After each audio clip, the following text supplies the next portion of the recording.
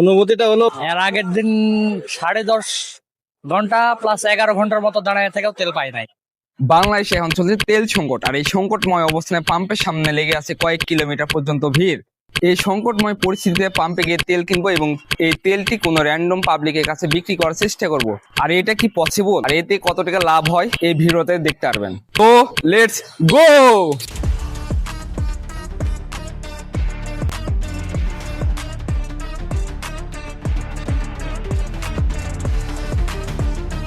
তেল নেওয়ার জন্য আমরা পাম্পে চলে আসছি, আর পাম্পে এসে যে পরিমাণ ভিড়, আর তেল নেওয়ার জন্য এই যে বোতলে তেল নিবো, দেখা যাক আসলে আমরা তেল নিতে পারবো কিনা, দেখি। আমরা যদি এই ভিড়ের মধ্যে তেল নিতে চাই তাহলে আমরা আসলে সারাদিনও পারবো না, আর আমরা খুঁজবো বিকল্প অপশন, মানে লাইনে না দাঁড় তেল নিবো। আর এই তেল নিতে গেলে পাবলিকে মারও খাওয়া লাগতে পারে।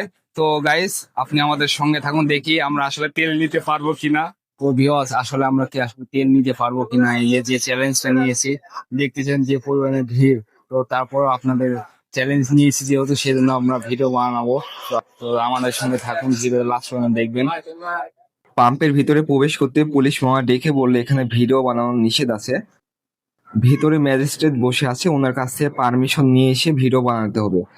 তারপর আমি ভিতরে থাকা ম্যাজিস্ট্রেটের সঙ্গে কথা বললাম এবং তাকে বিষয়টি সর্বোচ্চ বোঝানোর চেষ্টা করি।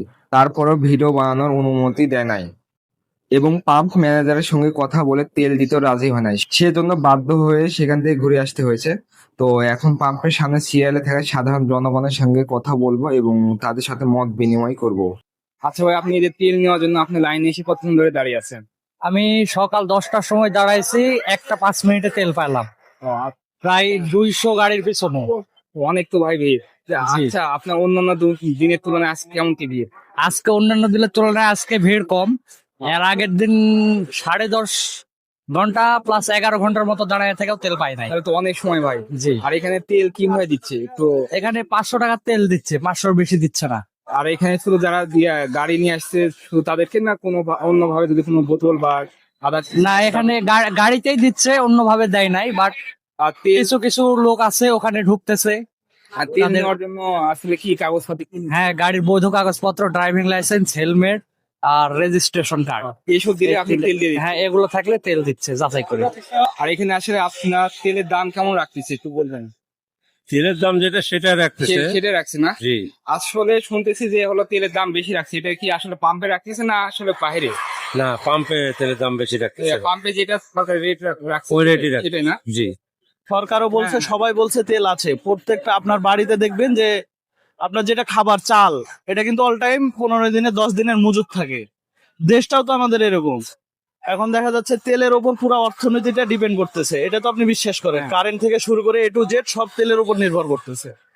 এখন সরকারের যেটা করণীয়, উনি চাইলে এটা করতে পারে যে 1 দিন বা 7 দিন বন্ধ করে দিক, তেল দিব না, স্টপ। কিন্তু একদিনে সব পাম্পে তেলটা যাতে সরবরাহ হয়, তাহলে এই ভোগান্তি থেকে মানুষজন একটু নিস্তার পাইতে পারে।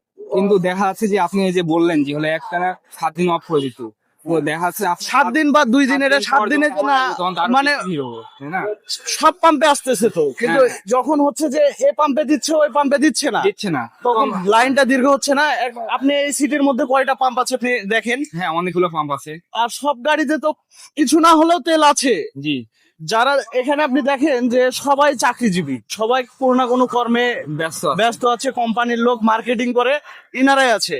আপনি একটা মানে ইয়াং জেনারেশনের তো বাইকই সবাই, মানে আমি যেমন বলি, আমি একজন স্টুডেন্ট, আমি বেকার, আমার তেমন তেলের প্রয়োজন নাই। কিন্তু আর একটা ভাইয়ের আছে যে সারাদিন চাকরি করার পরে ওর রাত 2টার সময় এসে তেল নেওয়ার কোনো এনার্জি আসে, এনার্জি তো থাকে।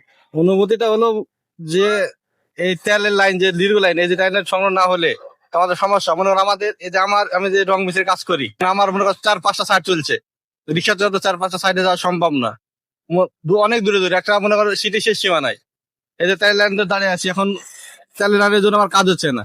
এখন তো পাবলিকে অনেক তাহলে ভোগান্তির মধ্যে পড়ছে না। এখন দেখা যায় আগে এক সময় যে পরিমাণে তেল পাচ্ছে, এখন তো কোনোভাবে ওই পরিমাণে তেল পাচ্ছে না।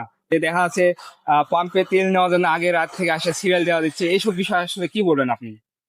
আসলে এসব বিষয় আমি যারা জানছি যে অনেকে তার ব্যবসা করছে, হ্যাঁ, হ্যাঁ, এই ব্যবসার জন্য সিন্ডিকেটের জন্য এই অবস্থা। হ্যাঁ, যেমন আমি এখানে আলুপট্টিতে পাম্পে গেলাম, আমার ওখানে মিস্ত্রি কাজ করছে বিল্ডিং না দেখে বলছে 10-12 টাকা গাড়ি ভাই আসেন তেল দেন, ওরা জানে যে আমার গাড়িতে তেল নাই। গেলাম যা দেখছি বলছে যে এখন তেল দিবে না, কাল দিবে, কালকে তেল দিবে আর আজকে সিরিয়াল ধরে বসে আছে। তাহলে বুঝে তো দর্শক বিন্দু, এই যে বাংলাদেশ যে হলো একটা সরকার পরিবর্তনের পর আরেকটা সরকার আসছে, তারপর দেখা যাচ্ছে বাংলাদেশের যে সিন্ডিকেট, এই সিন্ডিকেটটা আসলে এখনো কোনো হলো পরিবর্তন হচ্ছে না। আসলে মানুষের মতো যার কোনো মামা খালু বা কেউ আছে তেলের পাম্পে, শুধু তারাই তেল নিতে পারছে, আর তারা সাধারণ পাবলিক এবং যারা আছে তারা শুধু লাইনে ধরে তেল নিচ্ছে, তারা তাও পাচ্ছে না। দেখা যাচ্ছে 1 দিন 2 দিন ধরে বসে আছে। আসলে আমরা ভিডিও করার জন্য, এই যে আমার ছোট ভাই শান্ত ছিল, তো একেও নিয়েছিলাম আসলে তেল নেওয়ার জন্য। তো আসলে এই যে আপনারা তো সম্পূর্ণ দেখছেন যে আসলে ভিডিওতে কেমন কি অবস্থা। তো ছোট ভাই, তোমার আসলে অনুভূতিটা কেমন বলো? যে আসলে অনুভূতি যা, অনেক কষ্ট করে আসছিলাম, তো অনেকক্ষণ দাঁড়াইছিলাম কিন্তু তেল পাইলাম না। তো না পাওয়ার একটাই কারণ, গাড়ি নাই। তো ভিউয়ার্স, আপনারা ইতিমধ্যে দেখতে পাচ্ছেন যে আমরা যেভাবে চ্যালেঞ্জ দিয়েছিলাম যে আসলে বোতল নিয়ে তেল নিব, তো আমরা আসলে পাম্পে হয়ে গিয়েছিলাম। তো এখানে যে পুলিশ প্রশাসন সবাই ওখানে যে হলো আপনার আসলে এগুলো কন্ট্রোলে নিচ্ছিল, এবং সেখানে ওই কোনো পারমিশন নাই যে আসলে আমরা ওই তেল নেওয়ার জন্য। শুধু যাদের হলো গাড়ি আছে এবং যাদের ড্রাইভিং লাইসেন্স আছে শুধু তারাই হলো তেল নিতে পারবে, তাছাড়া কেউ তেল নিতে পারবে না। তো আর এবং তার পাশাপাশি এখানে যে সাধারণ জনগণ আছে তাদের কাছে মত বিনিময় করলাম, এবং সম্পূর্ণ তো আপনারা এই ভিডিওটা দেখলেন যে আসলে তাদের রিয়াকশনটা কেমন বা তাদের অনুভূতি কেমন, কিভাবে তেল দিচ্ছে না দিচ্ছে সম্পূর্ণ দেখছেন এই ভিডিওতে। তো এই ভিডিওটি যদি আপনাদের আসলে ভালো লেগে থাকে তাহলে লাইক কমেন্ট শেয়ার করতে ভুলবেন না। আর এইসব মানবিক ভিডিও এবং চ্যালেঞ্জিং ভিডিও আমরা প্রতিনিয়ত দিতে থাকবো। তো পরবর্তী ভিডিওর জন্য আপনারা অপেক্ষা করুন। ধন্যবাদ সবাইকে।